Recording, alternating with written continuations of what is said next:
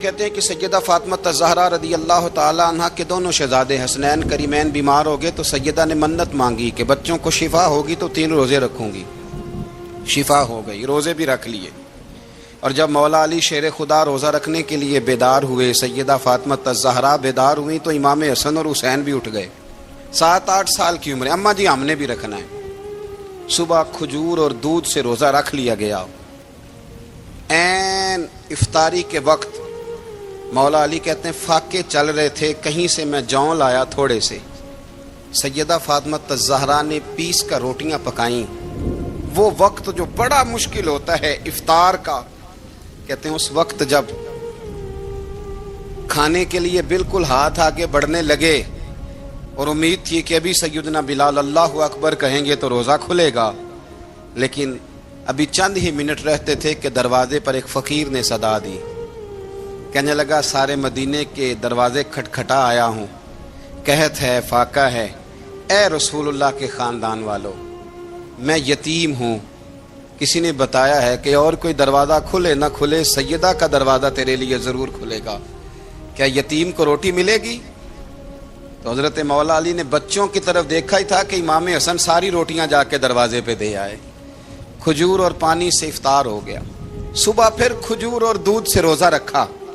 امام راضی کہتے ہیں عین وہ وقت جب افطار کا ٹائم آیا تو پھر دروازے پہ کسی نے صدا دی، کہا اے رسول اللہ کے خاندان والوں، میں مسکین ہوں، رات سے روٹی کھائی ہے، نہ صبح کھا سکا نہ دوپہر، کسی نے بتایا ہے کہ اس دروازے سے خالی کوئی نہیں جاتا۔ امام حسن نے پھر سارا لنگر اٹھایا اور پھر جا کے دے دیا۔ تیسرا دن پھر ہوا۔ مجھے لگتا ہے کہ جب افطار کا ٹائم آیا ہوگا نا تو یہ خود ہی سارے دروازے پہ دیکھتے ہوں گے، یہ کوئی آیا نہیں لینے والا ابھی تک، لگتا ہے کہ نظریں دروازے پہ تھیں۔ عین افطار کے وقت 3 روٹیاں جب جوں کی پک کے آئی تو ایک بھکاری نے صدا دی، کہنے لگا میں قیدی ہوں، آج ہی قید سے رہائی ملی ہے، پہلے دن کسی کے دروازے پہ صدا ملی ہے، دی ہے روٹی ملے گی۔ امام حسن وہ کھانا دے کے واپس لوٹے، کھجور اور پانی سے افطار ہوا، اور جیسے ہی مسجد نبوی میں تینوں باپ بیٹا نماز پڑھنے گئے تو مولا علی کہتے مجھے بتانا نہیں پڑا، رسول کریم نے میری طرف دیکھ کے فرمایا علی تیرا، فاطمہ کا، حسن اور حسین کا 3 دن والا عمل خدا کو بھی بڑا پسند آیا ہے اور محمد مصطفیٰ کو بھی بڑا پسند آیا، بڑا پسندیدہ عمل۔ میں کہتا ہوں کہ حضرت فاطمہ نے نا ان کی تربیت پہلے ہی کر دی تھی، 3 دن بغیر افطار کے روزہ رکھنے کی، وہ ٹریننگ گھر سے ہو چکی تھی۔ اب میدان کربلا میں 3 دن بھوکا پیاسا رہنا ان کے لیے مشکل نہیں تھا۔ حضرت جناب سیدہ زینب بنت ابی رافع کہتی ہیں کہ سیدہ فاطمہ الزہرا نا ایک دن اپنے دونوں شہزادوں کو لے کے، جب حضور کی طبیعت مبارک بظاہر علیل تھی جس میں حضور کا وصال ہوا، دونوں شہزادے لے کے سیدہ فاطمہ نبی کریم کی بارگاہ میں گئیں، کہنے لگی یا رسول اللہ میرے بچوں کو کچھ دیجئے سیدہ پاک۔ تو حضور اٹھ کے بیٹھ گئے، اس کندھے سے امام حسن کو لگایا اور اس سے امام حسین کو لگایا اور فرمایا فاطمہ یہ جو میرا حسن ہے نا اس کو میں اپنی ہیبت اور سرداری دیتا ہوں، اور فرمایا یہ جو میرا حسین ہے نا حسین کو میں اپنی جرت اور سخاوت دیتا ہوں، میرا حسین جرت مند ہوگا اور سخی ہوگا۔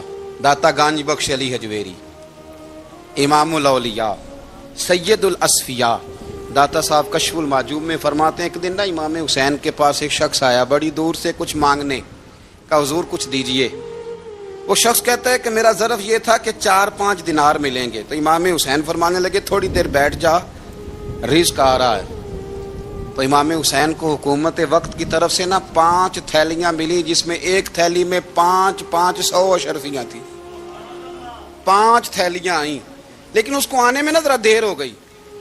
وہ 5 تھیلیاں جب آئی نا تو امام حسین اس کی طرف 5 تھیلیاں بڑھا کے نا، ذرا دیکھنا میری طرف غور سے، 5 تھیلیاں بڑھا کے نا تو فرمانے لگے میاں جتنا تجھے انتظار کرایا نا اتنی ہم تیری حاجت پوری نہیں کر سکے، تو یہ نہ محسوس کرنا کہ حسین کے دروازے پہ بیٹھا بھی رہا ہوں تو ملا کیا ہے، یہ نہ محسوس کرنا۔ وہ شخص کہتا ہے جب میں نے وہ تھیلیاں کھولی اور پھر میری نظر امام حسین پہ پڑی تو میرے اندر سے آواز آئی اگر حسین ابن علی اتنے سخی ہیں تو محمد عربی کتنے سخی ہوں۔ اگر یہ معیار ان کا ہے، ان کا یہ معیار ہے، اور خود بھیک دیں، خود ہی کہیں منگتے کا بھلا ہو، خود کہنے لگے جتنا انتظار کرایا ہے اتنی تیری مدد کر سکے، یہ سخاوت کا معیار تھا، یہ طریقہ تھا۔ ایک دفعہ سیدنا امام حسین رضی اللہ تعالیٰ عنہ کے گھر کے اندر 5000 دینار آئے، مسجد میں تھے، آپ کو 5000 دینار ملے تو امام زین العابدین کہتے ہیں کہ مسجد سے لے کر گھر آنے تک امام حسین نے 5 کے 5000 اللہ کے رستے میں خیرات کر دی۔ فرماتے میں نے کہا ابا جی 5 دینار کی گھر میں ضرورت تھی، مالاں والے سخی نہیں ہوندے تے سخیاں کل مال نہیں ہوندا، ایتھے اوتھے دوویں جہانی سخی کنگال نہیں ہوندا۔ کہا ابا جی 5 دینار کی گھر میں ضرورت تھی، تو کہتے ہیں مجھے فرمانے لگے بیٹا یہ جن کو میں نے دیا ہے نا یہ گھر کے لیے ہی دیا ہے، یہ گھر کے لیے ہی دیا ہے، جن کو دیا ہے تمہارا کیا خیال ہے یہ باہر خرچ ہوا ہے، یہ گھر کے لیے ہی ہے۔ اس لیے کہ جب انسان دوسروں پر شفقت کرتا ہے تو اللہ اس کے گھر پہ رحمت فرماتا ہے۔ امام حسین کے مزاج میں پہلی بات میں نے ذوق عبادت کی عرض کی، دوسری بات عرض کر رہا ہوں کہ صحابہ حضرت اسامہ بن زید بڑے پیارے ہیں میرے نبی کریم کے، بڑے پیارے۔ حضرت اسامہ بن زید کے بارے میں سیدہ عائشہ صدیقہ فرماتی ہیں ان کے ناک سے اگر رینٹ نکلتی تھی تو اللہ کے رسول اپنے دستے مبارک سے صاف کر دیتے تھے، اور سرکار فرماتے تھے کہ اگر اسامہ لڑکی ہوتا نا، ان کے غلام کے بیٹے تھے حضرت زید بن عمرو، اگر یہ لڑکی ہوتا میں اسے زیور پہناتا۔ بڑے پیارے تھے، لیکن جب ان کا آخری وقت آیا نا تو 60,000 دینار کا قرضہ تھا، رشتہ داروں سے کہا، دوستوں سے کہا، یاروں سے کہا، پر قرض ادا نہیں ہو رہا تھا۔ حضرت اسامہ بن زید کہتے ہیں بڑا پریشان تھا۔ جب حد ہو گئی نا تو حضرت اسامہ بن زید فرمانے لگے جاؤ کوئی حسین ابن علی کو خبر کرو، ان سے کہو میں نا غلام ہوں آپ کے نانا کا، مقروض دنیا سے چلا گیا تو کیا بنے گا۔ امام حسین کو خبر ملی تو دوڑے آئے۔ لاجپال اس پیر کو نہیں کہتے جو تگڑا نذرانہ لے کے تو ماتھا چوم لے، لاجپال تو اس کو کہتے ہیں کہ جب ضرورت پڑے تو وہ سر پہ موجود ہو۔ حضرت سیدنا امام حسین تشریف لائے تو جناب اسامہ بن زید رو پڑے، کہنے لگے حضور میں نے نا غلامی کی ہے آپ کے نانا کی، اور اس غلامی پہ ناز ہے، اب 60,000 دینار کا قرضہ لے کے دنیا سے جاؤں گا تو میری قبر پہ بوجھ رہے گا۔ امام حسین خادم کو بھی کہہ سکتے تھے جاؤ گھر پیسے پڑے ہیں لے آؤ، امام حسین خود گئے، چادر اوڑھ کے تو اس کی اوٹ میں بکل میں 60,000 دینار چھپا کے لائے، اور جناب اسامہ بن زید کے سامنے رکھ کے کہنے لگے اسامہ یار پیسے رات کو ہی آئے تھے، میں سوچ رہا تھا مجھے تو ضرورت نہیں، اللہ نے کس کا نصیب میرے گھر میں بھیج دیا ہے، مجھے تو حاجت ہی نہیں تھی، اب پتہ چلا پیسے تیرے تھے، اللہ نے حسین کی ڈیوٹی لگائی ہے کہ جا کے دے آ۔ حضرت اسامہ بن زید رو پڑے، فرمانے لگے اللہ آپ کو بہترین صلہ عطا فرمائے۔ امام بڑا ہی پیار کرتے تھے، گھوڑے پہ جا رہے تھے، کچھ فقیر غریب لوگ بیٹھ کے روٹی کھا رہے تھے، کہاں رہے تھے سڑک کے کنارے، تو امام زین العابدین فرماتے ہیں کہ جب امام حسین گزرے تو انہوں نے آواز دی حضور دل کرتا ہے ہمارے ساتھ بیٹھ کے روٹی کھائیں۔ کائنات کے مالک و مختار کے نواسے اور دنیا کے سب سے بڑے شہزادے گھوڑے سے اترے اور غریبوں کے ساتھ سڑک پہ بیٹھ گئے، روٹی کھانے لگے اور دیر تک کھاتے رہے، اور جب فارغ ہو گئے تو فرمانے لگے کھانے کی ضرورت بھی نہیں تھی، حاجت بھی نہیں تھی، پر تم نے آواز دی تو دل رکھنے کو بیٹھ گیا تھا، اگر اجازت دے تو چلا جاؤں۔ یہ مزاج تھا، یہ طبیعت تھی۔ آپ کے ایک بھائی ہیں چھوٹے، حضرت محمد بن حنفیہ نام ہے، حضرت مولا علی شیر خدا رضی اللہ تعالیٰ عنہ کی دوسری بیوی سے۔ ایک دن حضرت امام حسین ان کے گھر میں بیٹھے تھے تو کسی بات میں نا اختلاف رائے ہو گیا، تو امام علی مقام ناراض ہو گئے، فرمایا آج کے بعد تیرے گھر نہیں آؤں گا، رومال اٹھایا چلے گئے۔ لوگوں نے حضرت محمد بن حنفیہ رضی اللہ تعالیٰ عنہ سے کہا حسین تو ناراض ہو گئے، کبھی نہیں آئیں گے۔ آپ فرمانے لگے بھائی تمہارا ہے کہ میرا؟ جی بھائی تو آپ کے ہیں۔ فرمایا اگر کہو تو چند منٹوں میں حسین واپس آئے۔ جناب ناراضگی ہو گئی ہے۔ فرمایا ناراضگی ہوئی ہے پر میں اس کے دل کی نرمی کو تو جانتا ہوں نا، اس کے مزاج کے اندر جو محبت ہے اس سے تو ابھی آئے۔ کہ جناب وہ کیسے؟ فرمانے لگے دیکھنا ذرا تو امام حسین نے خط لکھا، حضرت محمد بن حنفیہ نے رکا لکھا، کہنے لگے حسین میرے باپ کا نام بھی علی ہے اور آپ کے باپ کا نام بھی علی ہے، پر ایک فضیلت ایسی ہے جس میں میں آپ کا مقابلہ نہیں کر سکتا، وہ یہ ہے کہ آپ سیدہ فاطمہ الزہرا کے لال ہیں، اب محمد مصطفیٰ علیہ السلام کے نواسے ہیں۔ کہنے لگے بھائی جان آپ نے نانا جان کی وہ حدیث تو سنی ہوگی کہ دو لوگ ناراض ہو جائیں تو جو صلح پہلے کرے جنت میں پہلے جائے گا۔ فرمانے لگے دل میرا کر رہا تھا کہ پہلے صلح کر لوں، لیکن پھر بڑے بھائی کو پشت کروں گا جنت میں جاتے ہوئے، یہ بھی تو بے ادبی ہے نا۔ اب خط میں نے لکھ دیا ہے، آپ کا جو ارادہ ہو۔ امام حسین نے خط پڑھا تو آنکھوں میں آنسو آ گئے، پھر سے رومال اٹھایا، بچے پوچھنے لگے کہاں جا رہے ہیں؟ کہا بھائی کے گھر جا رہا ہوں۔ کہا آپ تو ناراض تھے؟ فرمایا تھا ناراض پر ہے تو میرا بھائی نا، ہو گئی بات ختم۔ بڑی دل میں نرمی، طبیعت میں سوز، لہجے میں گداز۔ حضرت امیر معاویہ رضی اللہ تعالیٰ عنہ نے ایک شخص کو بھیجا مدینہ منورہ شام سے، تو اس نے کہا میں نے امام حسین سے ملنا ہے، تعارف کیا ہے؟ جناب امیر معاویہ فرمانے لگے مسجد نبوی میں جانا جس کے گرد لوگ سب سے زیادہ ادب سے بیٹھے ہوں اور جس کی باتیں سب سے زیادہ میٹھی ہوں اور جس کی نظریں سب سے زیادہ جھکی ہوں اور جس کے چہرے پر تمہیں سب سے زیادہ وقار نظر آئے وہی علی کے بیٹے حسین ہوں گے۔ جو سب سے زیادہ تمہیں وہاں ماحول کے اندر جو شخص نظر آئے پوچھنے کی ضرورت نہیں پڑے گی۔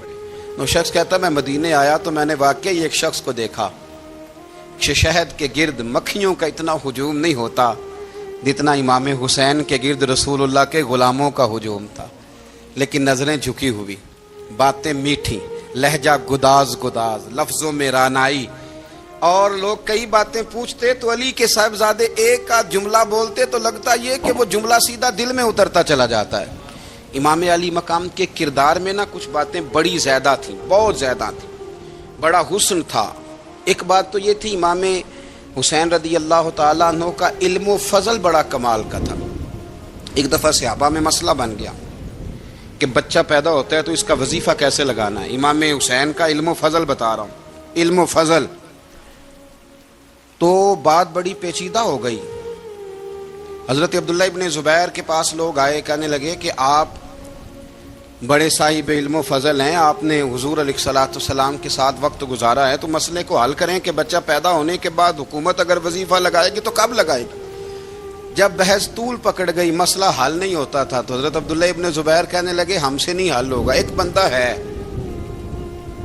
جس کے سینے میں رسول اللہ صلی اللہ تعالی علیہ وسلم کے نور نبوت کا فیضان ہے، وہ یہ مسئلہ حل کریں گے۔ تو کہا وہ کون سے؟ آپ فرمانے لگے جب ہم سے مسائل حل نہیں ہوتے تو ہم ان کے علم سے فائدہ اٹھاتے ہیں۔ کہا کون ہے؟ کہا جناب امام حسین۔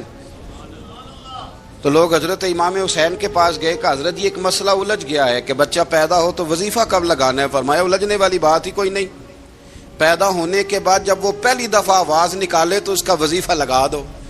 اس کا مطلب یہ ہے کہ وہ دنیا میں آ گیا ہے، اس نے اپنے آنے کا اظہار کر دیا ہے، اعلان کر دیا ہے، اب اس کا وظیفہ لگا دو۔ تو اس پر پھر صحابہ کا اتفاق ہو گیا۔ امام حسین کے علم سے، فضل سے لوگ فیض اٹھاتے تھے۔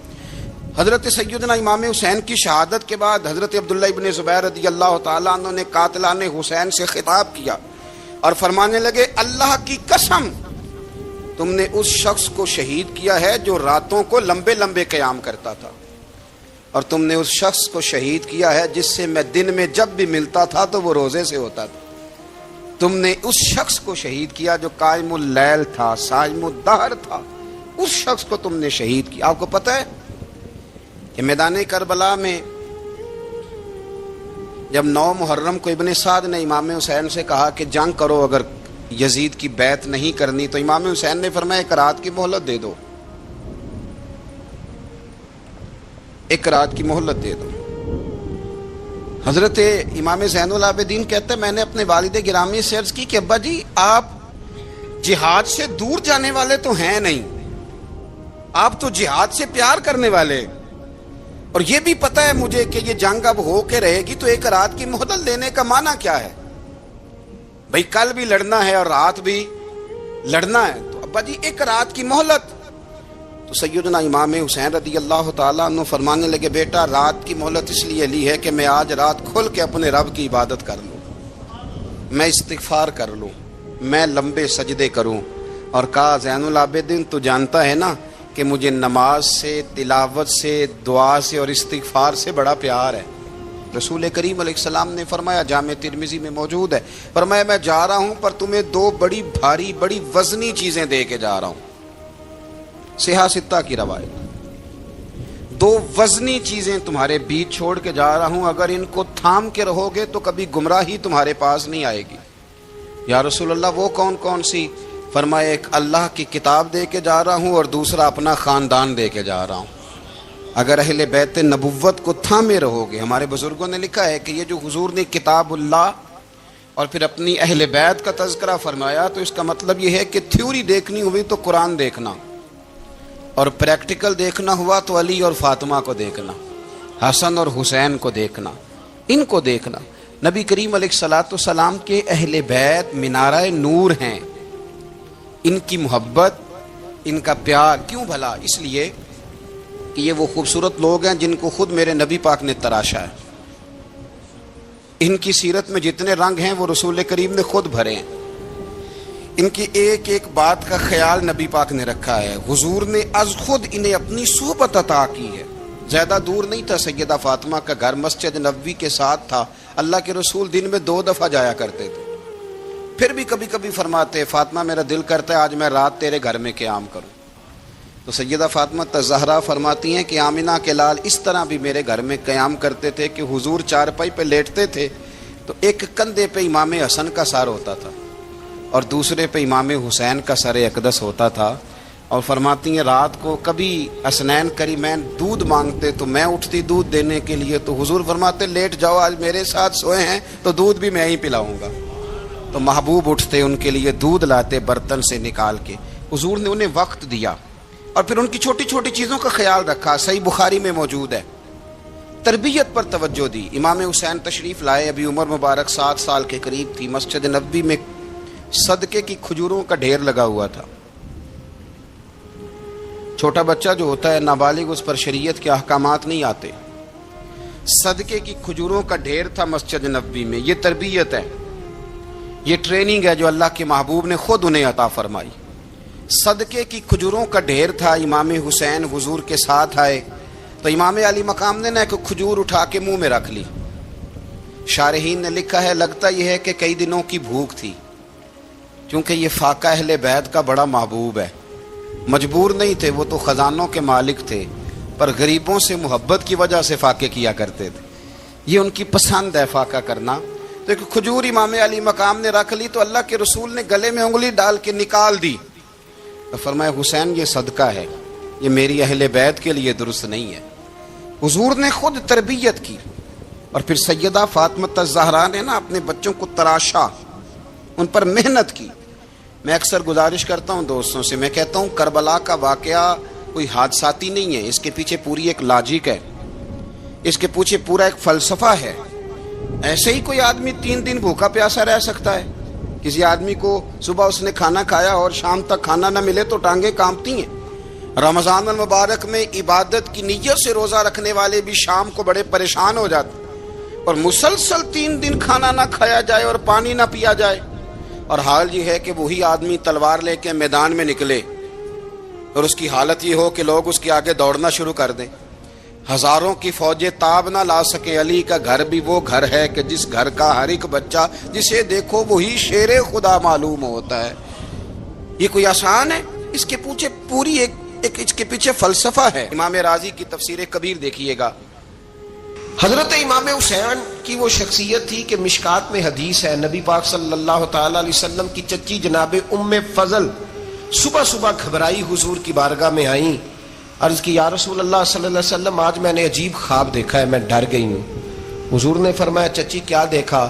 عرض کی حضور میں نے دیکھا ہے کہ آپ کے وجود کا گوشت کا ایک ٹکڑا کٹ کے میری جھولی میں آ گیا ہے۔ حضور یہ کیا ہے؟ تو محبوب خواب سن کے مسکرائے، فرمایا چچی یہ پریشانی والا خواب نہیں، یہ تو خوشی والا خواب ہے۔ اللہ فاطمہ کو بیٹا عطا کرے گا اور وہ تیری گود میں کھیلا کرے گا، چونکہ وہ میرے وجود کا ٹکڑا ہوگا، لہذا خواب تجھے یہ آئی ہے۔ تو امام حسین پیدا ہوئے، امام حسن کی عمر ابھی 11 مہینے تھی، تو نبی پاک نے امام حسین کو جناب ام فضل اپنی چچی کی گود میں دے دیا کہ فاطمہ کے لیے دونوں بچے سنبھالنا مشکل ہوگا. وہ خواب اس طرح پوری ہوئی. امام حسین سے حضور نے بڑا پیار کیا, بڑی محبت فرمائی نبی پاک سے. کچھ حدیثیں میں نے جمعے میں عرض کی تھیں. حضرت ابو ہریرہ رضی اللہ تعالیٰ عنہ کہتے ہیں یہ واحد بچہ تھا حضور کے گھرانے کا کہ میں نے دیکھا کہ نبی پاک صلی اللہ علیہ وسلم بیٹھے تھے تو یہ حضور سے کہہ رہے ہیں, نبی پاک سے, کہ نانا جی اٹھ کے کھڑے ہو. کہتے ہیں حضور کھڑے ہو گئے تو کہنے لگے میں نے آپ کے برابر جانا ہے. بچے جو مرضی ضد کر لیتے ہیں نا. قد چھوٹا تھا, عمر 7.5 سال تھی. کہنے لگے نانا میں نے برابر جانا ہے. تو نبی پاک صلی اللہ علیہ وسلم نے ہاتھ پکڑ لیے, فرمایا چل پھر ہو جا برابر. تو حضرت ابو ہریرہ کہتے ہیں انہوں نے حضور نے ہاتھ پکڑے, اوپر کھینچا تو امام حسین نے پہلے اپنے پیر حضور کے گھٹنوں پہ رکھے, پھر نبی پاک کے سینے پہ رکھے, اور جب ان کا قد سر تھوڑا سا حضور سے اونچا ہو گیا تو محبوب فرمانے لگے چل بس کر, تو نے تو کہا تھا آپ کے برابر ہونا ہے, تو اوپر نکل گیا ہے, چل بس کر. فرماتے پھر امام حسین نے زبان باہر نکالی تو محبوب ان کی زبان چوسنے لگے, پھر ساتھ لٹا لیا اور انہیں سونگھنے لگے. تو میں نے عرض کی حضور آپ حسین کو سونگتے کیوں ہیں؟ تو فرمایا ابو ہریرہ مجھے حسین کے وجود سے جنت کی خوشبو آتی ہے, مجھے حسین کے وجود سے جنت کی. ایک دن حضور گزر رہے تھے. اصل اس طرح تھا کہ یہ نبی پاک کا حجرہ تھا. جن لوگوں کو اللہ نے مدینے کی زیارت کرائی ہے وہ جان سکتے ہیں نبی پاک کا حجرہ تھا. تو حضور کے حجرے کی اس جانب یعنی مسجد کی جو بالکل سیدھ ہے اس کی بیک میں سیدہ فاطمہ رہتی. تو حضور اکثر نہ نماز کے لیے جب نکلتے تو حضرت فاطمہ کے حجرے کے پاس سے ہو کر دوبارہ محراب میں جاتے. محبوب حجرے کے پاس سے گزرے تو امام حسین رو رہے تھے. تو حضرت فاطمہ نے کسی بات میں جھڑک دیا تو امام حسین رونے لگے.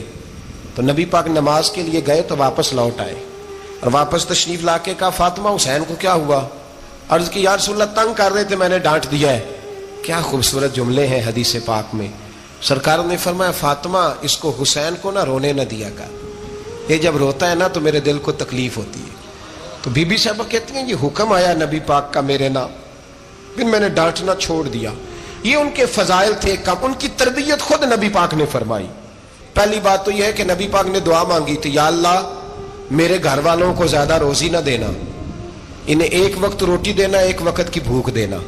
یہ جو 10 دن کربلا میں انہیں ٹینشن نہیں نہ ہوئی, انہیں عادت تھی فاقہ کرنے کی, انہیں 3 دن وصلی روزے رکھنے کی عادت تھی. پہلی بات. دوسرا یہ کہ جہاد کی تربیت حضور خود کراتے تھے. حضرت فاطمہ زہرا کہتی میں پردے کے پیچھے دیکھ رہی تھی, نبی پاک نے امام حسن اور حسین سے فرمایا چلو میرے سامنے کشتی لڑو. تو دونوں حضرات آپس میں جب کشتی لڑنے لگے تو نبی پاک نا امام حسن کو کہتے ہیں حسن حسین کو ٹانگوں سے پکڑو, حسن حسین کو پیچھے سے پکڑو. جب نبی پاک بار بار امام حسن کو بتا رہے تھے تو سیدہ پیچھے سے بول پڑی, کہنے لگی یا رسول اللہ آپ چھوٹے کو بتائے, آپ بڑے کو بتا رہے. بڑا تو پہلے 11 مہینے بڑا ہے, تو آپ چھوٹے کو بتائے بڑے کو بتا رہے. تو فرمایا فاطمہ تو چپ کرنا, جو میں دیکھ رہا ہوں تو نہیں نہ دیکھ رہی. ایک کو میں بتا رہا ہوں, دوسرے کو جبریل امین بتا رہے ہیں. لیکن اس کے ساتھ ساتھ امام حسین رضی اللہ تعالیٰ عنہ کا جذبہ جہاد, امام حسین کی استقامت. آج لوگ ادھر ہوتے ہیں جس طرف ہوا کا رخ ہوتا ہے. آج لوگوں کی سوچوں کا زاویہ یہ ہے کہ جدھر رش زیادہ ہوگا ہم بھی ادھر جائیں گے.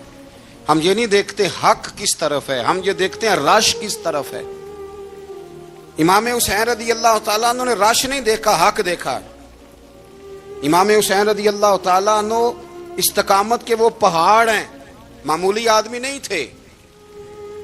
فرزق شاعر کہتا ہے کہ میں نے امام حسین سے کہا تھا, میں نے کہا لوگوں کی تلواریں یزید کے ساتھ ہیں پر دل آپ کے ساتھ ہیں, دل آپ کے ساتھ ہیں.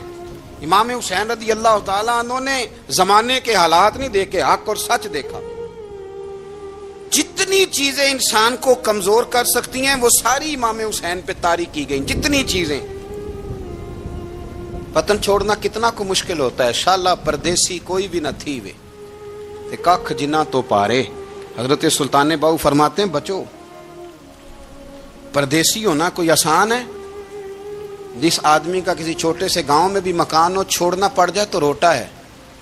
تو مجھے بتاؤ جس نے اپنا سارا بچپن مدینے میں گزارا ہو, آج جو 1 ہفتہ مدینے رہ کے آتے ہیں ان سے واپس نکلنا مشکل ہوتا ہے. لیکن امام حسین حق کا رستہ تھا، وطن کی قربانی دی، اور معمولی وطن نہیں، مدینے جیسا وطن. اور جب کھڑے تھے نا امام حسین رضی اللہ تعالیٰ عنہ رجب میں نکل رہے تھے مدینے سے، تو کوئی شاعر کہتا ہے دور کھڑے ہو کے انہوں نے گویا کہا تھا، آقا تیرے کرم کے خزینے کی خیر ہو، میں جا رہا ہوں تیرے مدینے کی خیر ہو. امام حسین نے وطن چھوڑا، کوئی لغزش نہیں پیروں میں، کوئی نہیں. شہزادوں والی زندگی تھی، مسجد نبوی کے امام تھے، نبی کریم علیہ السلام کے روضہ اطہر پر تشریف رکھتے تھے، زمانہ حیا کرتا تھا، شان و شوکت تھی، پر حق کے لیے چھوڑا. نکل کر خانقاہوں سے ادا کر رسم شبیری. اور پھر بڑا مشکل ہوتا ہے، جس شخص کے ساتھ بچے اور عورتیں ہوں وہ تو یہ کہہ کے لڑائی سے جان چھڑاتا ہے کہ میرے ساتھ فیملی ہے، نہ ہوتی تو تجھے بتاتا. پر امام حسین کو اولاد بھی کمزور نہیں کر سکی، عورتوں کا ساتھ ہونا کمزور نہیں کر سکا. پھر امام علی بھوک کتنا مشکل کام ہے. آج لوگ کہہ نہیں دیتے کہ میں تو اس لیے گناہ کرتا ہوں کہ رشوت اس لیے لے لیتا ہوں کہ بچے چھوٹے ہیں. 10 دنوں کی کم و بیش سفر، 3 دنوں کی بھوک اور پیاس، پر حق کے رستے میں امام حسین کو کوئی چیز کمزور نہیں کر سکی. اور پھر وہ جتنی باتیں لوگ کہہ سکتے تھے وہ ساری کہیں گئیں، ساری. اور آ کے عرض کرنے لگا حضور یہ کوئی معمولی دشمن نہیں، یہ وہ ظالم ہیں جو لاشوں پہ بھی گھوڑے دوڑا دیتے ہیں. تو امام علی مقام فرمانے لگے جو شہادت کا جذبہ لے کے نکلے وہ پھر انجام نہیں دیکھا کرتا. وہ انجام، وہ جتنی چیزیں جو استقامت کے رستے میں آ سکتی ہیں وہ ساری چیزیں رستے میں آئیں، پر امام علی مقام نے کسی چیز کی پرواہ نہیں کی. آج کا مسئلہ یہ ہے کہ آج لوگوں میں استقامت نہیں ہے. رات کو کچھ ہوتے ہیں، سویرے کچھ ہوتے ہیں، دوپہر کو کچھ ہوتے ہیں، شام کو کچھ ہوتے ہیں. ہمارا کل انداز تکلم کچھ اور ہوتا ہے، صبح کچھ اور ہوتا ہے. امام علی مقام میدان میں رہے، ایک میت گھر میں ہو جائے تو کئی دنوں تک آنکھ کھلتی نہیں، ہوش رہتا نہیں. سب سے زیادہ مصائب امام حسین نے دیکھے، سب سے زیادہ. اور گھوڑے پر بیٹھنے سے پہلے ساری تکلیفیں آپ دیکھ چکے تھے. باپ کا جنازہ اٹھانا آسان ہوتا ہے، بیٹے کا جنازہ اٹھانا بڑا مشکل ہوتا ہے. پر امام حسین نے بیٹوں کے جنازے اٹھائے. حضرت علی اصغر کی لاش کو امام حسین نے اپنے دست مبارک سے دفن کیا. اور جناب علی اکبر کی میت کو جب آپ اٹھا کے لا رہے تھے تو سیدہ زینب فرماتی ہیں کہ مجھے یوں کبھی لگتا تھا حسین کا قد بڑا ہے اور کبھی لگتا تھا علی اکبر کا قد بڑا ہے. اور فرماتی ہیں کہ پھر حضرت قاسم بن حسن کو بھی وہ اٹھا کے لائے، اور جناب عباس کے وجود سے الگ ہونے والے بازو انہوں نے لا کے حضرت عباس کے وجود کے ساتھ بھی رکھے. انہوں نے یہ سارا منظر دیکھا. لیکن جب حسین ابن علی اپنی دفعہ گھوڑے پہ سوار ہوئے تو لگتا یہ تھا کہ ان سے زیادہ بہادر کوئی نہیں. ایک جملہ بھی یزیدی فوج کے سامنے امام حسین نے کمزور نہیں کہا، ایک جملہ بھی، ایک فکرہ بھی کچا نہیں بولا، کہیں بھی کوئی منت نہیں کی، کسی جگہ بھی ان کے پائے استقلال میں کوئی لغزش نہیں آئی. جب لوگوں کو پتہ چل جائے کہ اب سامنے موت ہی موت ہے، سوائے اس کے چارہ کچھ بھی نہیں، تو بہت ساری رخصت اور اجازت تو دین بھی دیتا ہے. پر امام حسین کسی جگہ کسی رخصت پر عمل کرتے نظر نہیں آتے. ڈٹ کے بات کی، ڈٹ کے. اور پھر جب میدان میں نکلے، اللہ اکبر، تو ابن سعد کہنے لگا کہ اگر 2 کر کے ایک کر کے جاؤ گے تو یہ 45,000 کا لشکر سارا حسین کاٹ ڈالے گا. یک بارگی حملہ کرو گے تو بات. اتنی استقامت، اتنا. آج تو لوگ ڈپریشن کے مریض ہیں، آج تو لوگ ٹینشن کے مریض ہیں. ہر دوسری بات میں لوگ کہتے ہیں وہ بڑا، پر کس بات سے؟ مطلب کیا آپ نے زندگی میں صرف جاب نہیں مل رہی، صرف بیماری آ گئی، صرف خرچہ نہیں گھر میں بڑا کس بات کا ڈپریشن؟ امام حسین کی زندگی بتلاتی ہے کہ وہ لوگ بھی کوئی دنیا میں کمال حاصل کر سکتے ہیں جو چھوٹی چھوٹی بات پہ روتے ہیں. مال بھی ہے، جوانی بھی ہے، گھر بھی ہے، مکان بھی ہے، بچے بھی ہیں، عزت بھی ہے، صرف پیسے نہیں. اور انسان ہے کہ آنکھیں نہیں کھل رہی، وہ سمجھتا ہے میں کسی کام کا ہی، فقط پیسے نہیں بس. او خدا کے بندو، امام علی مقام نے فرمایا سارا کچھ لٹا کے بھی جو میدان میں کھڑا رہے اسے حسین ابن علی کہا جاتا ہے، اسے حسین ابن علی کہا جاتا ہے. حسین ابن علی کی شان رفت کوئی کیا جانے، حسن جانے، علی جانے، نبی جانے، خدا جانے، کون جانے امام علی مقام کا معیار۔ تو امام حسین رضی اللہ تعالیٰ عنہ کی زندگی ہمیں بتاتی ہے کہ ذوق والی عبادت کرو۔ امام حسین کی زندگی ہمیں بتاتی ہے کہ جب تم سخاوت کرو تو پھر اپنی حیثیت سے بڑھ کر کرو، اور امام حسین کی زندگی ہمیں بتاتی ہے کہ دل میں کسی کے لیے کوئی بات نہ رکھو، صلح کرنے میں پہل کرو، محبتیں کرنے میں آگے بڑھو۔ اور امام حسین کی زندگی ہمیں بتلاتی ہے کہ جب دنیا میں تم نے کچھ کرنا ہے تو پھر ڈٹنا بھی سیکھو، پھر کھڑے ہونا بھی سیکھو۔ یہ نہ دیکھو کہ حالات، امام حسین نے ایک دن بھی حکومت نہیں کی، یزید نے 4.5 سال کی، لیکن قیامت تک دلوں پہ حکومت امام حسین کی رہے گی، امام حسین کی رہے گی، اس لیے کہ ان میں استقامت تھی۔ امام حسین کے ساتھ اس وقت 72 لوگ تھے، لیکن آج کائنات کا ذرہ ذرہ امام حسین کے ساتھ ہے۔ اس کا مطلب ہے وقت لگتا ہے، نظریہ غالب آ ہی جایا کرتا ہے، تو استقامت والی زندگی گزاریں۔ حضرت عمر جب نعرہ لگاتے نا تو کیسر و کسرا کانپتے، سفیر آتے روم کے ملنے کے لیے تو کہتے جاؤ عمر نفل پڑھ رہے ہیں، ٹائم کوئی نہیں۔ ایک دن اندر میٹنگ ہو رہی تھی، حضرت عمر میٹنگ میں بیٹھے تھے، آپ کے بیٹے ملنے آئے عبداللہ ابن عمر، ابا جی اندر آ جاؤ، فرمایا دروازے پہ کھڑا ہو، میں ضروری بات کر رہا ہوں، اندر نہ آنا۔ جناب عبداللہ ابن عمر کہتے ہیں میں دروازے پہ کھڑا ہو گیا، تھوڑی دیر گزری تو امام حسین بھی آ گئے۔ ایک حدیث میں، ایک روایت میں امام حسن کا لفظ بھی ہے، امام حسین آئے، آ کے عبداللہ ابن عمر سے کہنے لگے عمر فاروق اندر ہیں؟ تو کہا وہ اندر تو ہے۔ تو کہا آپ کیوں دروازے پہ کھڑے ہیں؟ کہنے لگے ابا جی نے کہا ہے یہاں انتظار کرو، میں کوئی ضروری بات کر رہا ہوں، لیکن شہزادے میرے لیے کہا ہے، میرے لیے آپ جانا چاہیں تو چلیں جائیں۔ امام حسین کہنے لگے امیر المومنین کوئی بات کر رہے ہوں گے، میں ظہر کے وقت مسجد میں مل لوں گا، ظہر کا ٹائم آئے گا نا تو میں مسجد میں مل لوں گا۔ یہ کہہ کے چلے گئے۔ حضرت عمر باہر آئے تو حضرت عبداللہ ابن عمر سے کہا کہ کوئی آیا تو نہیں؟ عرض کی حضور حسین ابن علی آئے، حسین ابن علی۔ تو کہا اندر کیوں نہیں بھیجا؟ کہا میں نے کہا تھا بے شک چلے جائیں، لیکن وہ کہہ رہے تھے کہ میں ظہر کے وقت مسجد میں مل لوں گا۔ تو سیدنا عمر فاروق فرمانے لگے عبداللہ تجھے تیری مار ہوئے، حسین کو کیوں واپس بھیجا؟ پھر عمر دنیا داروں کے سامنے ڈٹنا، کھڑا ہونا عمر پہ ختم ہے، لیکن جو اندر کی بات ہے نا، روح کی، جو عقیدت کی بات ہے، جو وفا کا رشتہ ہے، اس کو کون سمجھے؟ یہ جو روح کی مجبوریاں ہیں، یہ جو وفا کی مجبوریاں ہیں، اسے لوگ کیا سمجھیں؟ انہیں کیا پتا کہ مرشد کے بیٹے کے پیر چومنے میں حسن کیا ہوتا ہے؟ انہیں کیا پتا کہ جب استاد کا بیٹا گھر میں آتا ہے تو دل کرتا ہے مکان بیچ کے اسے دے دیں، اس کے باپ کی نیکیاں بڑی ہیں۔ جناب عمر فاروق دوڑے گئے، امام حسین کے دروازے پہ دستک دی، امام حسین باہر کہا شہزادے یار ملنے آئے تھے، بغیر ملے کیوں آ گئے؟ عرض کی کہ آپ مصروف تھے، آپ کے اپنے بیٹے بھی دروازے پہ کھڑے تھے، تو میں واپس آ گیا۔ امام حسین کہتے عمر جذبات میں آ گئے، سر سے پگڑی گر گئی، کہنے لگے حسین میرے بیٹے کا اور حسین کا کیا مقابلہ؟ کیا اس کی ماں کا نام فاطمہ الزہرا ہے؟ کیا اس کی نانی کا نام خدیجہ الکبریٰ ہے؟ کیا اس کے نانے کا نام محمد مصطفیٰ ہے؟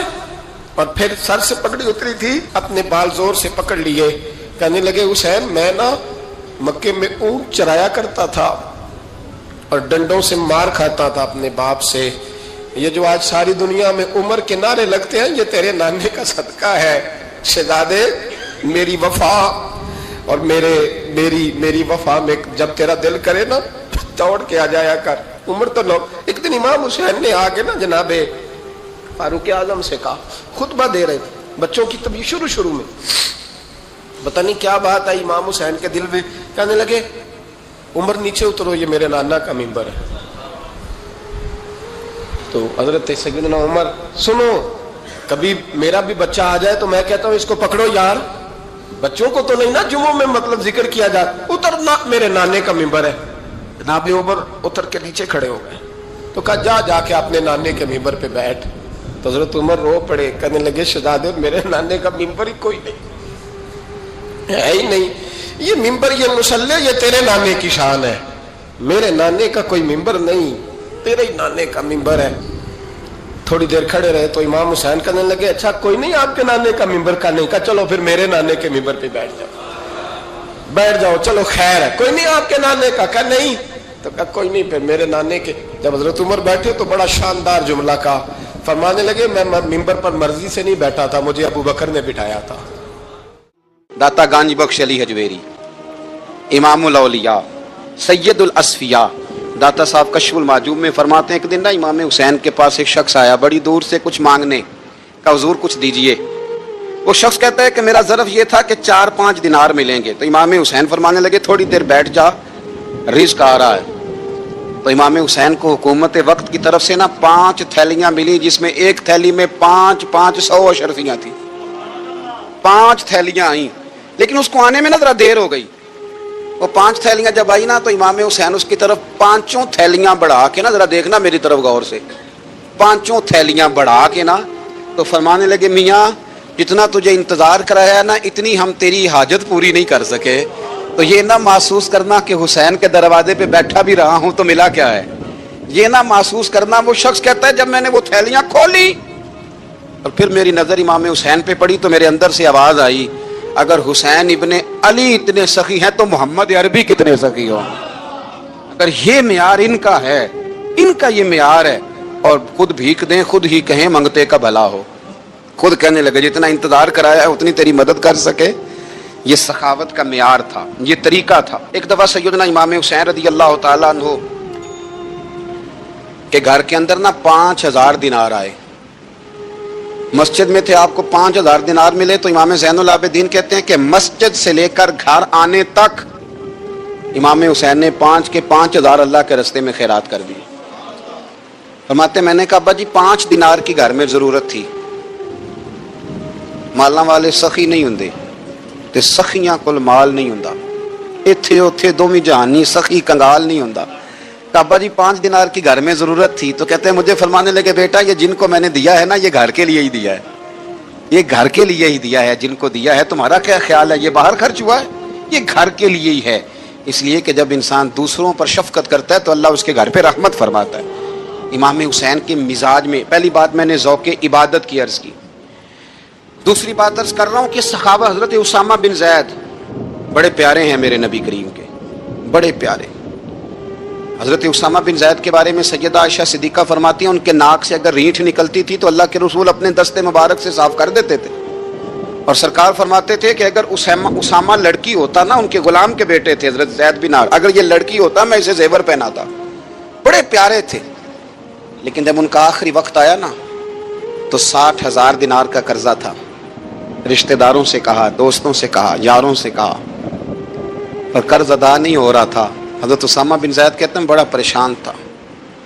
जब हद हो गई ना तो हज़रत उसामा बिन ज़ैद फरमाने लगे, जाओ कोई हुसैन इब्ने अली को ख़बर करो, उनसे कहो मैं ना ग़ुलाम हूँ आपके नाना का, मकरूज़ दुनिया से चला गया तो क्या बनेगा। इमाम हुसैन को खबर मिली तो दौड़े आए। लाजपाल उस पीर को नहीं कहते जो तगड़ा नजराना लेके तो माथा चूम ले, लाजपाल तो उसको कहते हैं कि जब ज़रूरत पड़े तो वो सर पे मौजूद हो। हज़रत सैयदना इमाम हुसैन तशरीफ़ लाए तो जनाब उसामा बिन ज़ैद रो पड़े, कहने लगे हुजूर मैंने ना ग़ुलामी की है आपके नाना की, और इस ग़ुलामी पे नाज है, अब 60,000 दिनार का कर्जा लेके दुनिया से जाऊंगा तो मेरी कब्र पे बोझ रहेगा। इमाम हुसैन खादिम को भी कह सकते थे जाओ घर पैसे पड़े हैं ले आओ। इमाम हुसैन खुद गए, चादर ओढ़ के तो उसकी ओट में बुक्कल में 60,000 दिनार छुपा के लाए और जनाब उसामा बिन ज़ैद के सामने रख के कहने लगे, उसामा यार पैसे रात को ही आए थे, मैं सोच रहा था मुझे तो ज़रूरत नहीं, अल्लाह ने किसका नसीब मेरे घर में भेज दिया है, मुझे तो हाजत ही नहीं थी, अब पता चला पैसे तेरे थे। अल्लाह ने हुसैन की ड्यूटी लगाई है कि जा जाके दे आ। हज़रत उसामा बिन ज़ैद रो पड़े, फरमाने लगे अल्लाह आपको बेहतरीन सिला अता फरमाए। इमाम बड़ा ही प्यार करते थे। घोड़े पे जा रहे थे, कुछ फ़कीर गरीब लोग बैठ के रोटी खा रहे थे। खा कहाँ रहे थे? सड़क के किनारे। तो इमाम ज़ैनुल आबिदीन फरमाते हैं कि जब इमाम हुसैन गुजरे तो उन्होंने आवाज़ दी, हुजूर दिल करता है हमारे साथ बैठ के रोटी खाएं। कायनात के मालिक व मुख्तार के नवासे और दुनिया के सबसे बड़े शहजादे घोड़े से उतरे और गरीबों के साथ सड़क पे बैठ गए, रोटी खाने लगे और देर तक खाते रहे। और जब फारिग हो गए तो फरमाने लगे खाने की ज़रूरत भी नहीं थी, हाजत भी नहीं थी, पर तुमने आवाज़ दी तो दिल रखने को बैठ गया था, अगर इजाज़त दे तो चला जाऊं। ये मिजाज था, ये तबीयत थी।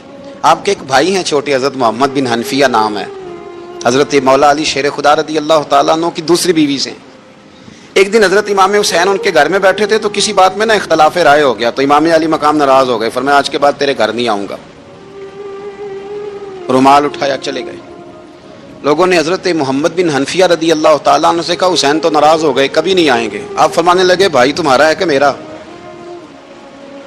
जी भाई तो आपके हैं। फरमाया अगर कहो तो चंद मिनटों में हुसैन वापस आए। जनाब नाराजगी हो गई है। फरमाया नाराजगी हुई है, पर मैं उसके दिल की नरमी को तो जानता हूं, उसके मिजाज के अंदर जो मोहब्बत है उससे तो अभी आए। क्या जनाब वो कैसे? फरमाने लगे देखना जरा।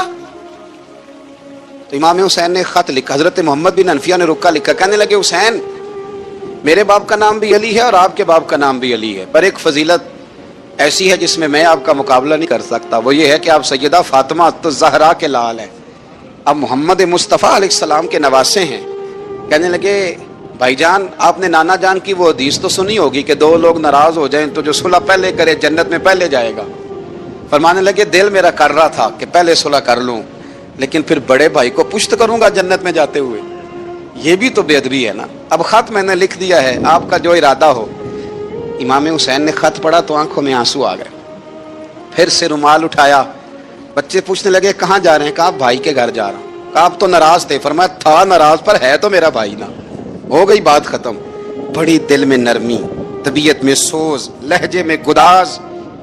हजरत अमीर माविया रदी अल्लाह ताला अन्हु ने एक शख्स को भेजा मदीना मुनव्वरा शाम से, तो उसने कहा मैंने इमाम हुसैन से मिलना है, तारुफ क्या है? जनाब अमीर माविया फरमाने लगे मस्जिद नबवी में जाना जिसके गिर्द लोग सबसे ज्यादा अदब से बैठे हों और जिसकी बातें सबसे ज्यादा मीठी हों और जिसकी नजरें सबसे ज्यादा झुकी हों और जिसके चेहरे पर तुम्हें सबसे ज्यादा वकार नजर आए, वही अली के बेटे हुसैन होंगे।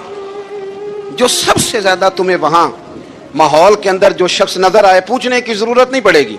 वो शख्स कहता मैं मदीने आया तो मैंने वाकई एक शख्स को देखा, शहद के गिर्द मक्खियों का इतना हुजूम नहीं होता जितना इमाम हुसैन के गिर्द रसूलुल्लाह के गुलामों का हुजूम था, लेकिन नजरें झुकी हुई, बातें मीठी, लहजा गुदाज गुदाज, लफ्जों में रानाई। और लोग कई बातें पूछते तो अली के साहिबजादे एक आध जुमला बोलते तो लगता ये कि वो जुमला सीधा दिल में उतरता चला जाता है। इमाम अली मकाम के किरदार में ना कुछ बातें बड़ी ज्यादा थी, बहुत ज्यादा थी, बड़ा हुस्न था। एक बात तो ये थी इमाम हुसैन रदी अल्लाह ताला अन्हु का इल्म फजल बड़ा कमाल का था। एक दफा सहाबा में मसला बन गया कि बच्चा पैदा होता है तो इसका वजीफा कैसे लगाना है। इमाम हुसैन का इल्म फजल बता रहा हूँ, इल्म फजल। तो बात बड़ी पेचीदा हो गई। हजरत अब्दुल्लाह इब्ने जुबैर के पास लोग आए, कहने लगे कि आप बड़े साहिब इल्म फजल हैं, आपने हुजूर अलैहिस्सलाम के साथ वक्त गुजारा है, तो मसले को हल करें कि बच्चा पैदा होने के बाद हुकूमत अगर वजीफा लगाएगी तो कब लगाएगी। जब बहस तूल पकड़ गई, मसला हल नहीं होता था, तो हजरत अब्दुल्लाह इब्ने जुबैर कहने लगे हमसे नहीं हल होगा। एक बंदा है जिसके सीने में रसूलुल्लाह सल्लल्लाहु ताला अलैहि वसल्लम के नूर नबुव्वत का फैजान है, वो ये मसला हल करेंगे। तो कहा वो कौन से? आप फरमाने लगे जब हमसे मसाइल हल नहीं होते तो हम उनके इल्म से फायदा उठाते हैं। कहा कौन है? कहा जनाब इमाम हुसैन। तो लोग हजरत इमाम हुसैन के पास गए, कहा हजरत ये एक मसला उलझ गया है कि बच्चा पैदा हो तो वजीफा कब लगाना है। फरमाया उलझने वाली बात ही कोई नहीं, पैदा होने के बाद जब वो पहली दफा आवाज निकाले तो उसका वजीफा लगा दो। इसका मतलब ये है कि वो दुनिया में आ गया है, उसने अपने आने का इजहार कर दिया है, ऐलान कर दिया है, अब उसका वजीफा लगा दो। तो इस पर फिर सहाबा का इत्तेफाक हो गया। इमाम हुसैन के इल्म से, फजल से लोग फैज उठाते थे। हजरत सैयदना इमाम हुसैन की शहादत के बाद हजरत अब्दुल्लाह इब्ने जुबैर रज़ी अल्लाह ताला अन्हु ने कातिलाने हुसैन से खिताब किया और फरमाने लगे अल्लाह की कसम तुमने उस शख्स को शहीद किया है जो रातों को लंबे लंबे क़याम करता था, और तुमने उस शख्स को शहीद किया है जिससे मैं दिन में जब भी मिलता था तो वो रोजे से होता था। तुमने उस शख्स को शहीद किया जो कायमुल लैल था, साइमुद दहर था, उस शख्स को तुमने शहीद किया। आपको पता है कि मैदान करबला में जब 9 मुहर्रम को इब्ने साद ने इमाम हुसैन से कहा कि जंग करो अगर یزید کی بیعت نہیں کرنی، تو امام حسین نے فرمایا ایک رات کی مہلت دے دو، ایک رات کی مہلت دے دو۔ حضرت امام زین العابدین کہتے ہیں میں نے اپنے والد گرامی سے عرض کی کہ ابا جی آپ جہاد سے دور جانے والے تو ہیں نہیں، آپ تو جہاد سے پیار کرنے والے ہیں، اور یہ بھی پتہ ہے مجھے کہ یہ جنگ اب ہو کے رہے گی، تو ایک رات کی مہلت دینے کا معنی کیا ہے؟ بھئی کل بھی لڑنا ہے اور رات بھی لڑنا ہے، تو ابا جی ایک رات کی مہلت۔ تو سیدنا امام حسین رضی اللہ تعالیٰ عنہ فرمانے لگے بیٹا رات کی مہلت اس لیے لی ہے کہ میں آج رات کھل کے اپنے رب کی عبادت کر لوں، میں استغفار کر لوں، میں لمبے سجدے کروں۔ اور کہا زین العابدین تو جانتا ہے نا کہ مجھے نماز سے، تلاوت سے، دعا سے اور استغفار سے بڑا پیار ہے۔ رسول کریم علیہ السلام نے فرمایا، جامع ترمذی میں موجود ہے، فرمایا میں جا رہا ہوں پر تمہیں دو بڑی بھاری بڑی وزنی چیزیں دے کے جا رہا ہوں، صحیح ستہ کی روایت، دو وزنی چیزیں تمہارے بیچ چھوڑ کے جا رہا ہوں، اگر ان کو تھام کے رہو گے تو کبھی گمراہی تمہارے پاس نہیں آئے گی۔ یا رسول اللہ وہ کون کون سی؟ فرمایا ایک اللہ کی کتاب دے کے جا رہا ہوں اور دوسرا اپنا خاندان دے کے جا رہا ہوں۔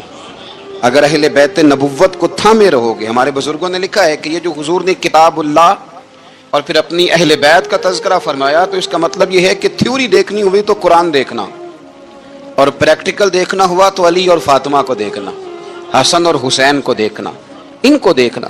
نبی کریم علیہ الصلوۃ والسلام کے اہل بیت منارہ نور ہیں، ان کی محبت، ان کا پیار کیوں بھلا؟ اس لیے کہ یہ وہ خوبصورت لوگ ہیں جن کو خود میرے نبی پاک نے تراشا ہے، ان کی سیرت میں جتنے رنگ ہیں وہ رسول کریم نے خود بھرے ہیں، ان کی ایک ایک بات کا خیال نبی پاک نے رکھا ہے، حضور نے از خود انہیں اپنی صحبت عطا کی ہے۔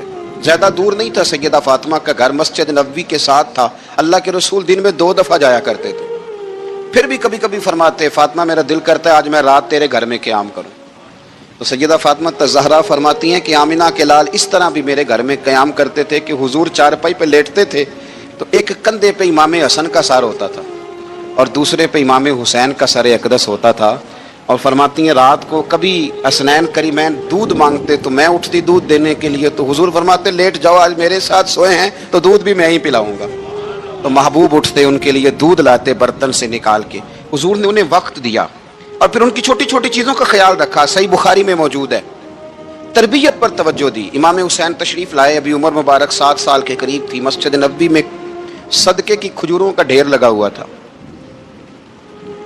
چھوٹا بچہ جو ہوتا ہے نابالغ اس پر شریعت کے احکامات نہیں آتے، صدقے کی کھجوروں کا ڈھیر تھا مسجد نبوی میں، یہ تربیت ہے، یہ ٹریننگ ہے جو اللہ کے محبوب نے خود انہیں عطا فرمائی۔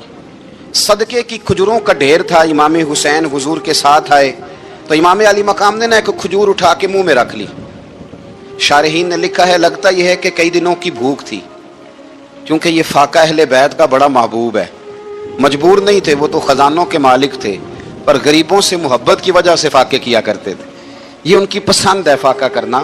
تو ایک کھجور امام علی مقام نے رکھ لی تو اللہ کے رسول نے گلے میں انگلی ڈال کے نکال دی، تو فرمایا حسین یہ صدقہ ہے، یہ میری اہل بیت کے لیے درست نہیں ہے۔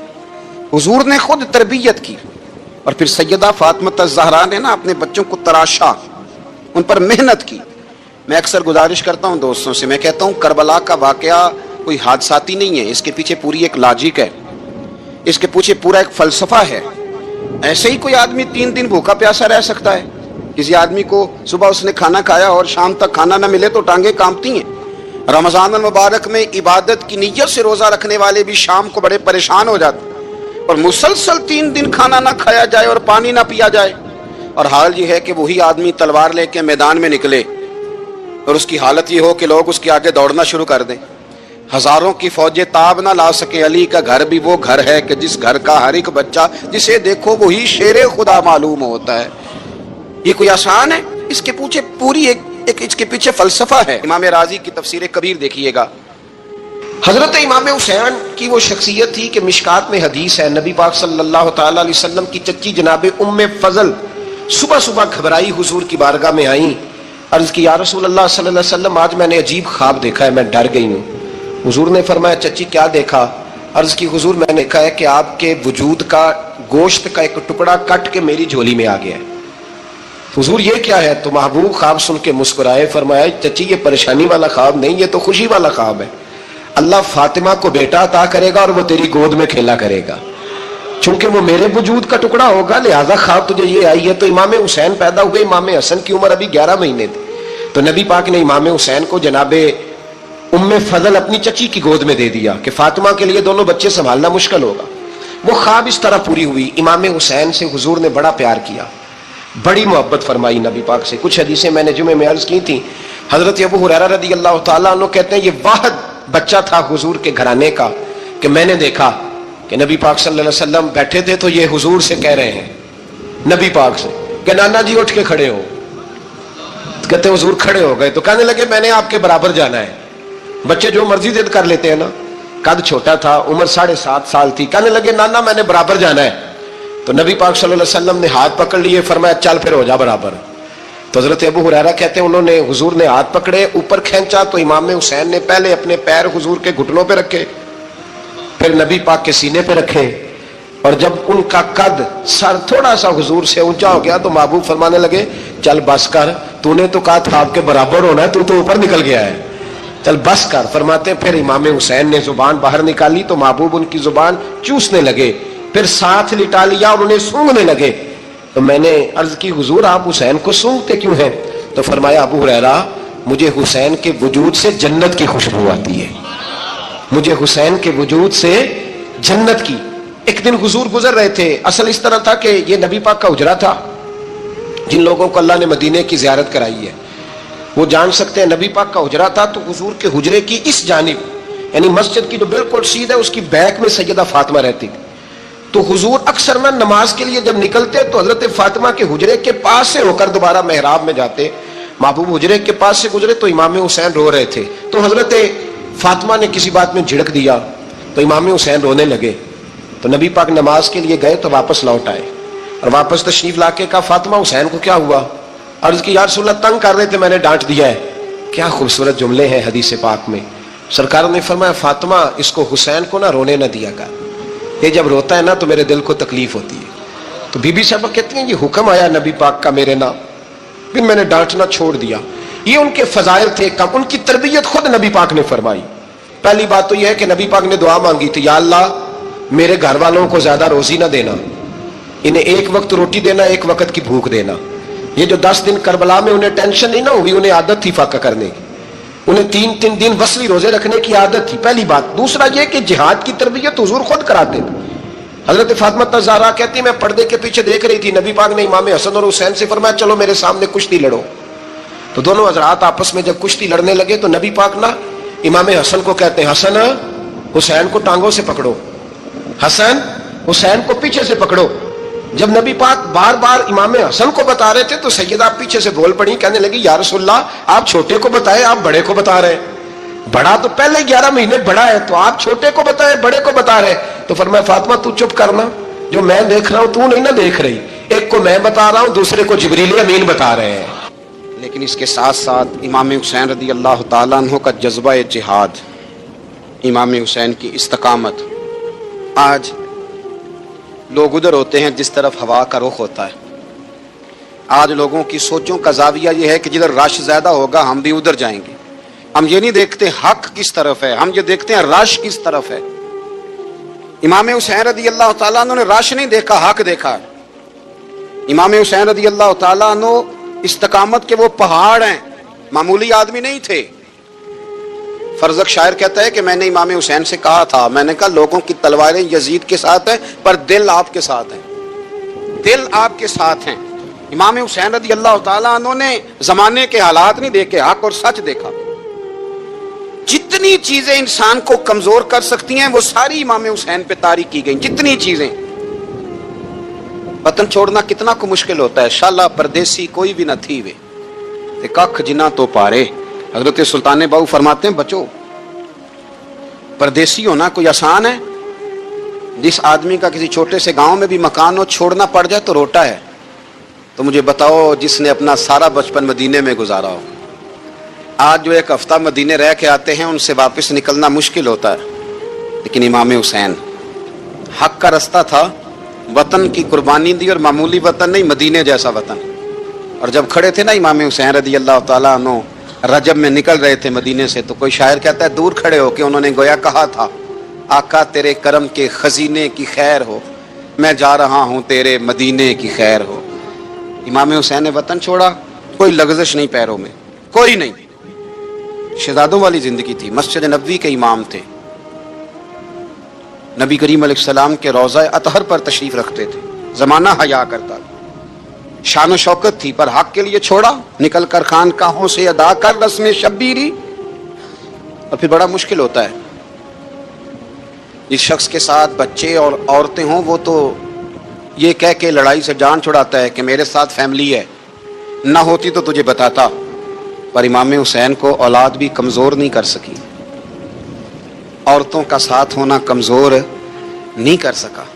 फिर इमाम अली मक्का, भूख कितना मुश्किल काम है। आज लोग कह नहीं देते कि मैं तो इसलिए गुनाह करता हूं कि रिश्वत इसलिए ले लेता हूं कि बच्चे छोटे हैं। 10 दिनों की कमो बेच सफर, 3 दिनों की भूख और प्यास, पर हक के रास्ते में इमाम हुसैन को कोई चीज कमजोर नहीं कर सकी। और फिर वो जितनी बातें लोग कह सकते थे वो सारी कहीं गई, सारी। और आके अर्ज करने लगा, हुजूर ये कोई मामूली दुश्मन नहीं, ये वो जालिम है जो लाशों पे भी घोड़े दौड़ा देते हैं। तो इमाम अली मकाम फरमाने लगे, जो शहादत का जज्बा लेके निकले वो फिर अंजाम नहीं देखा करता। वो अंजाम, वो जितनी चीजें जो इस्तकामत के रास्ते में आ सकती हैं वो सारी चीजें रास्ते में आई, पर इमाम अली मकाम ने किसी चीज की परवाह नहीं की। आज का मसला ये है कि आज लोगों में इस्तकामत नहीं है। रात को कुछ होते हैं, सवेरे कुछ होते हैं, दोपहर को कुछ होते हैं, शाम को कुछ होते हैं। हमारा कल अंदाजे तकल्लुम कुछ और होता है, सुबह कुछ और होता है। इमाम अली मकाम मैदान में रहे, एक मैयत घर में हो जाए तो कई दिनों तक आंख खुलती नहीं, होश रहता नहीं। सबसे ज्यादा मसाइब इमाम हुसैन ने देखे, सबसे ज्यादा। और घोड़े पर बैठने से पहले पहले सारी तकलीफें आप देख चुके थे।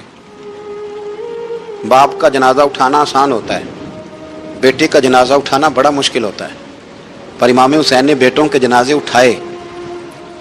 हजरत अली असगर की लाश को इमाम हुसैन ने अपने दस्ते मुबारक से दफन किया।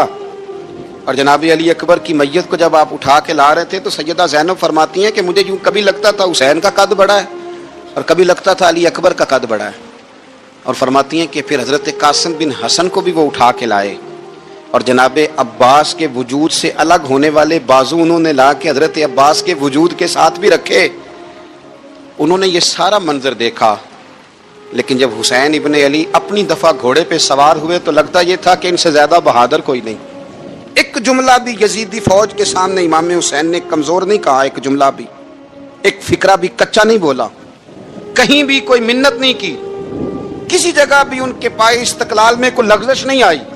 जब लोगों को पता चल जाए कि अब सामने मौत ही मौत है, सिवाय उसके चारा कुछ भी नहीं, तो बहुत सारी रुख्सत और इजाजत तो दीन भी देता है।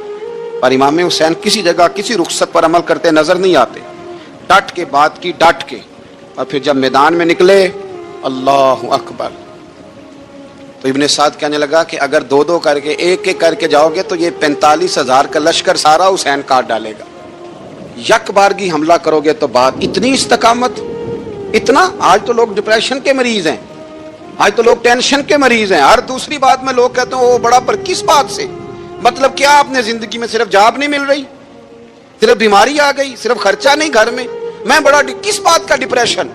इमाम हुसैन की जिंदगी बतलाती है कि वो लोग भी कोई दुनिया में कमाल हासिल कर सकते हैं जो छोटी छोटी बात पे रोते हैं। माल भी है, जवानी भी है, घर भी है, मकान भी है, बच्चे भी हैं, इज्जत भी है, सिर्फ पैसे नहीं। और इंसान है कि आंखें नहीं खुल रही, वो समझता मैं किसी काम का ही, फकत पैसे नहीं बस।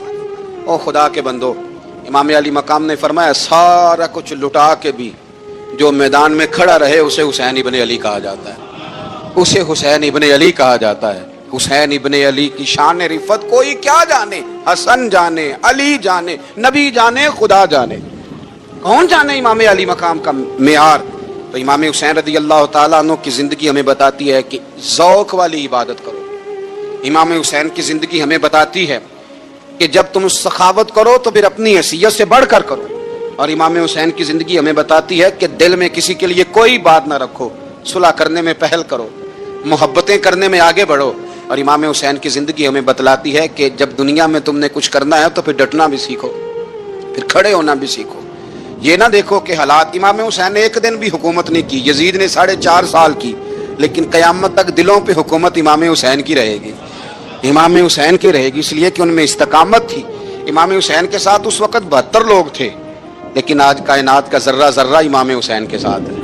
اس کا مطلب ہے وقت لگتا ہے، نظریہ غالب آ ہی جایا کرتا ہے، تو استقامت والی زندگی گزاریں۔ امام راضی کہتے ہیں کہ سیدہ فاطمہ الزہرا رضی اللہ تعالی عنہا کے دونوں شہزادے حسنین کریمین بیمار ہو گئے تو سیدہ نے منت مانگی کہ بچوں کو شفا ہوگی تو 3 روزے رکھوں گی۔ شفا ہو گئی، روزے بھی رکھ لیے، اور جب مولا علی شیر خدا روزہ رکھنے کے لیے بیدار ہوئے، سیدہ فاطمہ الزہرا بیدار ہوئی تو امام حسن اور حسین بھی اٹھ گئے، 7-8 سال کی عمر، اماں جی ہم نے بھی رکھنا ہے۔ صبح کھجور اور دودھ سے روزہ رکھ لیا گیا۔ عین افطاری کے وقت مولا علی کہتے ہیں فاقے چل رہے تھے، کہیں سے میں جوں لایا تھوڑے سے، سیدہ فاطمہ الزہرا نے پیس کر روٹیاں پکائیں۔ وہ وقت جو بڑا مشکل ہوتا ہے افطار کا، کہتے ہیں اس وقت جب کھانے کے لیے بالکل ہاتھ آگے بڑھنے لگے اور امید تھی کہ ابھی سیدنا بلال اللہ اکبر کہیں گے تو روزہ کھلے گا، لیکن ابھی چند ہی منٹ رہتے تھے کہ دروازے پر ایک فقیر نے صدا دی، کہنے لگا سارے مدینے کے دروازے کھٹکھٹا آیا ہوں، قحط ہے، فاقہ ہے، اے رسول اللہ کے خاندان والو، میں یتیم ہوں، کسی نے بتایا ہے کہ اور کوئی دروازہ کھلے نہ کھلے سیدہ کا دروازہ تیرے لیے ضرور کھلے گا، کیا یتیم کو روٹی ملے گی؟ تو حضرت مولا علی نے بچوں کی طرف دیکھا ہی تھا کہ امام حسن ساری روٹیاں جا کے دروازے پہ دے آئے، کھجور اور پانی سے افطار ہو گیا، صبح پھر کھجور اور دودھ سے روزہ رکھا۔ امام راضی کہتے ہیں عین وہ وقت جب افطار کا ٹائم آیا تو پھر دروازے پہ کسی نے صدا دی، کہا رسول اللہ کے خاندان والوں میں مسکین ہوں، رات سے روٹی کھائی ہے، نہ صبح کھا سکا نہ دوپہر، کسی نے بتایا ہے کہ اس دروازے سے خالی کوئی نہیں جاتا۔ امام حسن نے پھر سارا لنگر اٹھایا اور پھر جا کے دے دیا۔ تیسرا دن پھر ہوا، مجھے لگتا ہے کہ جب افطار کا ٹائم آیا ہوگا نا تو یہ خود ہی سارے دروازے پہ دیکھتے ہوں گے، یہ کوئی آیا نہیں لینے والا ابھی تک، لگتا ہے کہ نظریں دروازے پہ تھیں۔ عین افطار کے وقت 3 روٹیاں جب جوں کی پک کے آئی تو ایک بھکاری نے صدا دی، کہنے لگا میں قیدی ہوں، آج ہی قید سے رہائی ملی ہے، پہلے دن کسی کے دروازے پہ صدا ملی ہے، دی ہے، روٹی ملے گی؟ امام حسن وہ کھانا دے کے واپس لوٹے، کھجور اور پانی سے افطار ہوا، اور جیسے ہی مسجد نبوی میں تینوں باپ بیٹا نماز پڑھنے گئے تو مولا علی کہتے مجھے بتانا نہیں پڑا، رسول کریم نے میری طرف دیکھ کے فرمایا علی تیرا، فاطمہ کا، حسن اور حسین کا 3 دن والا عمل خدا کو بھی بڑا پسند آیا ہے اور محمد مصطفیٰ کو بھی بڑا پسند آیا، بڑا پسندیدہ عمل۔ میں کہتا ہوں کہ حضرت فاطمہ نے نا ان کی تربیت پہلے ہی کر دی تھی، 3 دن بغیر افطار کے روزہ رکھنے کی، وہ ٹریننگ گھر سے ہو چکی تھی۔ اب میدان کربلا میں 3 دن بھوکا پیاسا رہنا ان کے لیے مشکل نہیں تھا۔ حضرت جناب سیدہ زینب بنت ابی رافع کہتی ہیں کہ سیدہ فاطمہ الزہرا ایک دن اپنے دونوں شہزادوں کو لے کے، جب حضور کی طبیعت مبارک بظاہر علیل تھی جس میں حضور کا وصال ہوا، دونوں شہزادے لے کے سیدہ فاطمہ نبی کریم کی بارگاہ میں گئی، کہنے لگی یا رسول اللہ میرے بچوں کو کچھ دیجئے سیدہ پاک، تو حضور اٹھ کے بیٹھ گئے، اس کندھے سے امام حسن کو لگایا اور اس سے امام حسین کو لگایا اور فرمایا فاطمہ یہ جو میرا حسن ہے نا اس کو میں اپنی ہیبت اور سرداری دیتا ہوں، اور فرمایا یہ جو میرا حسین ہے نا حسین کو میں اپنی جرت اور سخاوت دیتا ہوں، میرا حسین جرت مند ہوگا اور سخی ہوگا۔ خوبصورت انداز ہے میرے رسول پاک علیہ السلام کا، جتنی شاندار طبیعت حضور نے مولا علی شیر خدا کی تھی اتنی کوئی کر سکتا ہے، اور جتنی اعلیٰ ترین تربیت اور حسن سیدہ فاطمہ کو اللہ نے دیا کسی اور کو مل سکتا ہے؟ لیکن میرے نبی پاک علیہ السلام نے ان کی شادی کے بعد ان کو اکٹھے بٹھا کے ان کے سر آپس میں جوڑ کے ہاتھ اٹھا کے دعا کی تھی کہ اے اللہ ان کے درمیان محبت پیدا فرما دے۔ میاں بیوی کے درمیان جو سب سے اہم چیز ہے وہ محبت ہے۔ بچے کہتے ہیں ہم کدھر جائیں، ابا کی سنیں کہ اماں کی سنیں، اور اکثر گھروں میں بچوں کی تربیت رک جاتی ہے اس لیے کہ میاں بیوی کا سلوک نہیں ہوتا، تباہی اتر جاتی، گھر کے اندر ہر شے ہے پر ان کا پیار نہیں۔ پتہ یہ چلا کہ گھر میں محبت نہ ہو تو گھر نہیں چلتا. اگر محبت کے بغیر ایک گھر نہیں چل سکتا تو محبت مصطفیٰ کے بغیر دین کیسے چلے گا؟ گھر نہیں چلتا میرے بھائی، ٹوٹ جاتا ہے، بکھر جاتا ہے. سارا کچھ ہونے کے باوجود میں نے مردوں کو روتے ہوئے دیکھا ہے، عورتیں تو روتی ہیں، میں نے مردوں کو روتے ہوئے دیکھا ہے کہ کیا کروں، 4 بچے ہیں پر اس کو نہیں سمجھ آتی، وہ پاگل ہے، مہربانی کریں وہ سیانی ہو جائے، میں بچوں کے لیے پریشان ہوں، کدھر کیا کروں. یعنی عورت اگر وفادار اور پیار کرنے والی نہ ہو تو مرد کو آنسو نکل آتے ہیں کہ یہ سیانی ہوتی تو میرا گھر بن جاتا. او بھائیو، پیار بڑا ہی ضروری ہے، یہ محبت بڑی ضروری ہے، اس کے بغیر نہیں نظام چلتا. محبت ہو جاتی ہے نا. چلیں ایک واقعہ سناتا ہوں آپ کو، بات زیادہ مضبوط ہو جائے گی. داتا گنج بخش علی حجویری، داتا صاحب نے لکھا ہے، یہ آج کل کا جو جدید نوجوان طبقہ ہے وہ ذرا بات جلدی سمجھ جائے گا. داتا صاحب رحمۃ اللہ لکھا ہے، حضرت عبداللہ بن مبارک رحمۃ اللہ علیہ سے کسی نے کہا کہ آپ بڑے زبردست محدث ہیں اور اتنی وارفتگی والے صوفی کم ملتے ہیں جتنے آپ ہیں، وجہ کیا ہے؟